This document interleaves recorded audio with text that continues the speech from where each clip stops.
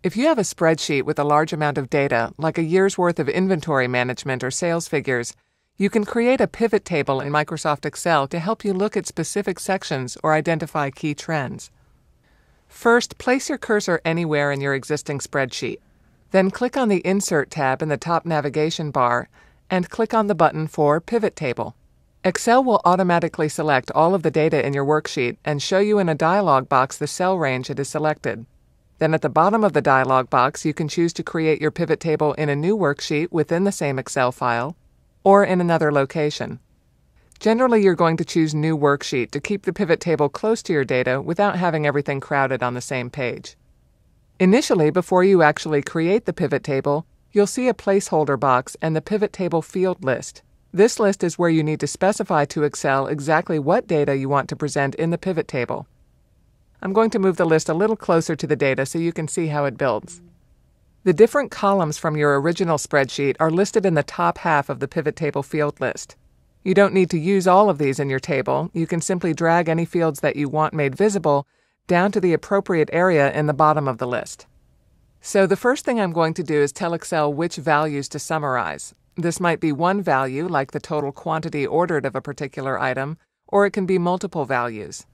In this example, I'm going to choose just one item here, the salary column. You'll see on the spreadsheet that Excel has started to build your pivot table. Next, I'm going to tell Excel how to subgroup the different values. In this case, I'll do it by location and also by department. Just like before, you're going to grab the field in the top of the pivot table field list and drag it to the appropriate region in the bottom. There, you can see the change is also reflected in my pivot table in the spreadsheet. Obviously, I can start to rely on this pivot table to analyze some of my data. For example, I can see the total salary expenditure by city. If I want to make any changes to the data that's visible in the table, all I have to do is grab the appropriate field in the list on the right and drag it outside of the list to remove it. The pivot table will automatically reflect the change. I can also move different fields around to look at the data from different angles. So, for example, the location field that I just removed from the row labels, I'm actually going to grab with my mouse and drag it into the column labels. Now I can analyze the total salary expenditure for each department in each location. If I want to look at even more detail for the data that I have available, I can keep adding appropriate fields to the columns and rows. For example, I'm going to drag and drop the gender field into the row label section.